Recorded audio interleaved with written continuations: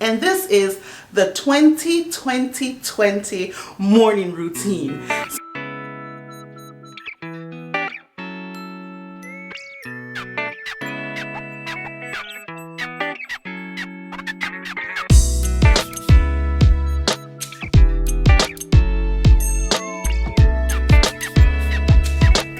Hi guys, welcome back to my channel. This is your girl Nicole, your self-proclaimed life encourager, where my mission in life is to encourage you to become the best version of you. I'm talking to you. Alright, if this is the first time to my channel, welcome. And for my everyday subscribers, welcome back. So if you like the content of my channel so far, please do me a favor. Please go ahead and like this video. Then secondly, subscribe to my channel. And then thirdly, just hit that notification bell so you'll be notified when I upload a new video. So again, my content is all about giving you tools and techniques on how to become the best version of you. And now you know my stories. I tell my story in video 1 that I have on my channel. We've had 3 miscarriages.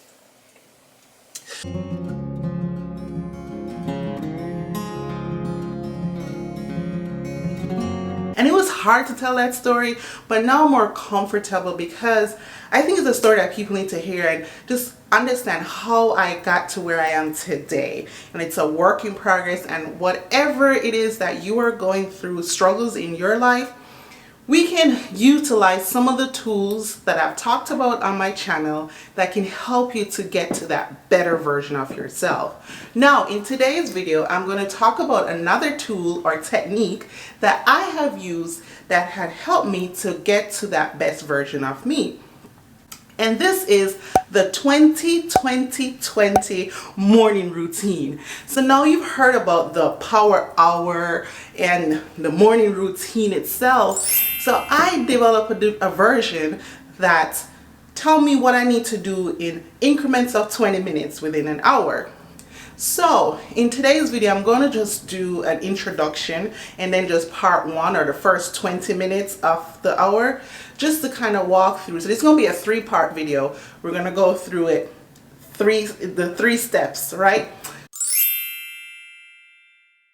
So I went through my 3rd miscarriage in 2018. And it was December of 2018. So you can imagine, it's Christmas coming up, and to be honest, some parts of that December was a blur. I remember a few parts because I remember me and my husband decided to go get a new Christmas tree.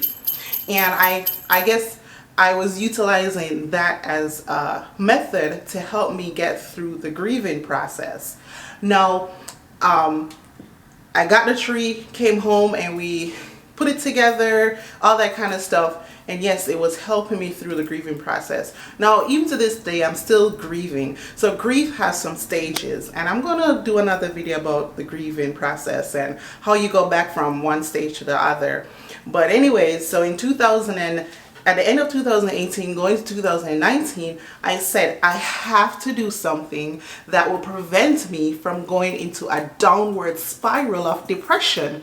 I have to do something that can make sure that I'm still working on becoming the best version of myself, even though I was going through this traumatic experience, and not only once, not only twice, but the 3 times. So I had to figure something out. So I did this routine back in 2017 after my 2nd miscarriage. I didn't really stick to it, but I said, you know what, I'm going to do it. So 2019, I said, I am going to stick to my morning routine for the entire year. Now I'll talk about the last 20 minutes in a little bit. Alright, so the 20 routine, the first 20 minutes is actually doing a devotion, praying, talking, having that conversation with God, having that time with just him the first 20 minutes of the morning. So when I wake up, that's the first thing I do. Then the second 20 minutes is reading a book, and it's typically just the book that I'm reading for the month or whatever book I'm reading. And then in that same 20 minutes, I also do what? Gratitude journaling. You know I love gratitude journaling. And then I do the other type of journaling where I'm just writing down my thoughts and just writing down what's going on and how I'm feeling. That's the second 20 minutes. And then the third 20 minutes is exercise. The whole purpose of the third one is to just let you have some energy, or get you energized to really go out and face your days. So give you that energy. Now I struggle with that last 20 minutes, and I find myself was extending the first and the second 20 minutes to cover the hour. But I remember the first 3 months of 2019 I did the exercise, but then after a while it's up and down. But I'm trying. Again, work in progress, right? We're all working to become the better version of ourselves. So work in progress. Okay, so we're gonna go into my prayer closet, which is where I do the first and the second 20 minutes of my morning routine. And then the third 20 minutes is done in my basement, where I try to exercise.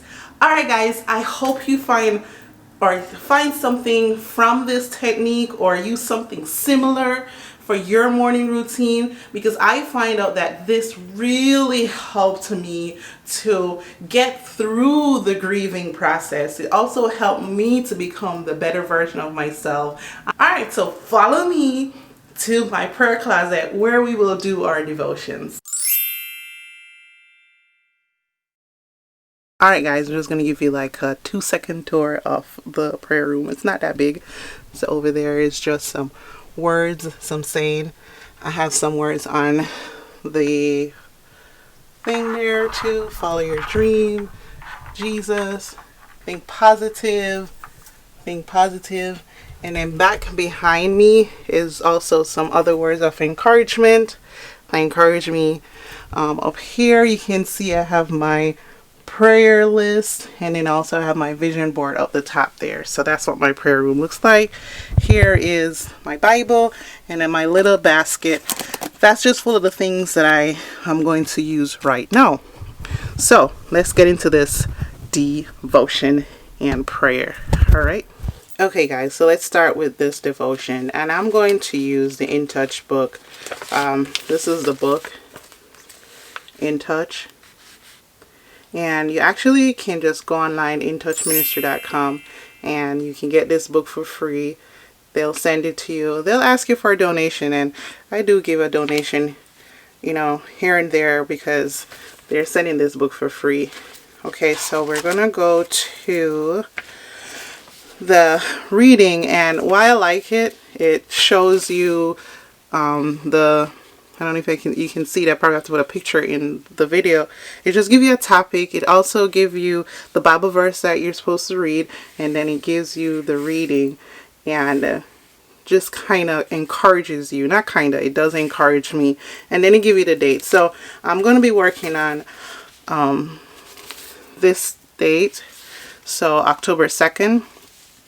So the topic is why we can trust God, and the reading is from Romans 11 verse 33 to 36.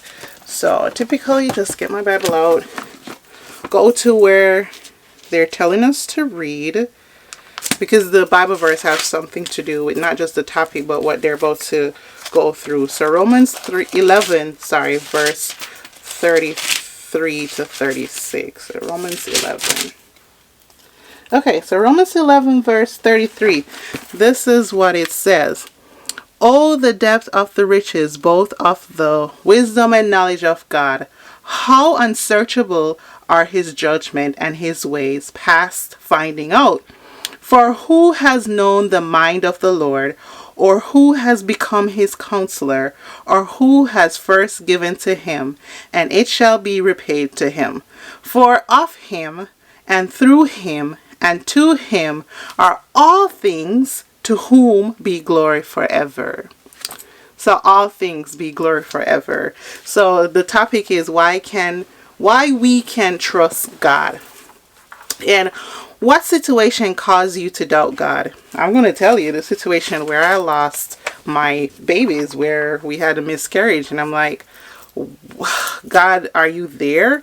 So it continues to read, do fears come because the future seems uncertain? Are hardships and a challenge since they make the Lord appear unkind? So again, let me read that again. Are hardships a challenge since they make the Lord appear unkind? Or perhaps our expectations and dreams have come crashing down and it seems God is nowhere to be found. Oh, since our Heavenly Father is omniscient, sovereign, and loving, we have every reason to trust Him regardless of the circumstance. Guys, this was hard for me to do, to trust Him regardless of the circumstance. It's just, this is me. This is what I was going through in 2019. Like how the circumstances that I've just experienced, like, why God, why? But anyways, let's continue reading. It says, God is infinitely wise. We may have all the information that is humanly possible to gather, but God alone knows the future, the details of every situation, and the best possible plan for our life. So if I look back at my miscarriages, I'm like, what is the reasoning, God? What did you want? Why did they happen? And it says that I had all the information humanly possible. I gathered all of it. We did what we're supposed to do. And we still went through this miscarriages because God alone knows the future. He knows the details of every situation. So anyway, let's continue. The Lord has complete authority over all events. Even though God's ways are beyond our comprehension, we can trust Him, knowing that His control is exercised perfectly according to His complete knowledge and great love. So He has complete control over all the events of our lives. And I just know that not probably, but the third miscarriage, I'll tell that story later. But just know that it was a death and life situation. And just know that He knew the future, and so I am still alive today. Let's put it that way. I'm going to tell that story later. So God's love is unfailing. No matter what we're facing, nothing can separate us from His love, which is in Christ Jesus. Let us take some time today to ponder God's limitless love, wisdom, and sovereignty. When you're trusting in Him, you'll be able to follow His path for your life, and your heart won't be troubled. So you have to totally trust Him. You know, how do you totally trust God? It's like totally trusting someone that they will catch you when you fall back. It's totally trusting someone when you are at the top of a cheerleading pyramid and you're about to jump off, and you know somebody's going to catch you. That's the total trust we have to have, and that's the total trust that I have with Him. You can't have doubt and trust at the same time. Another story I can tell you in the Bible is about Abraham. Abraham him and his wife couldn't have kids for a long time, and then God eventually granted them a kid. They had a child, a son, and God told him to sacrifice his son. Go read it in Genesis. And he's like, God, but you just gave me this son. You want me to sacrifice him? And well, he didn't question God. We were the one, anytime any one of the believers or Christians read this, we're like, Him just give this man the son and He want him to sacrifice him. But anyways, he took the son to the place where God told him to sacrifice him, and he went up to the hill, and the son even said, Dad, we're supposed to do a sacrifice, but where is the goat? Where is the sheep that we're going to sacrifice? And Abraham said, the Lord will provide. He was still trusting God that he will provide. And as he lay his son on the altar to now sacrifice him, because he trusts God totally. And that's when in the bushes over yonder was a ram goat, a goat, or a sheep. And then God said, stop, Abraham. I see that you trust me. Here is the sheep. So we have to trust him to the end. Many times we get to the point where we are about to have our breakthrough, and that's when we give up. And that's why my husband and myself, we are not giving up. We are at the point where we're sacrificing. We're doing a lot of sacrificing, and we're still doing it because we know one day we will be parents. All right. I hope you enjoyed something from this devotion. So guys, that was the devotion, and as you can see, I use In Touch book. I try as much as possible to stick to the book, the In Touch book, because you know it has the date. So develop some kind of technique for yourself, but this really helped me, and it of course helped me to become the best version of myself, right?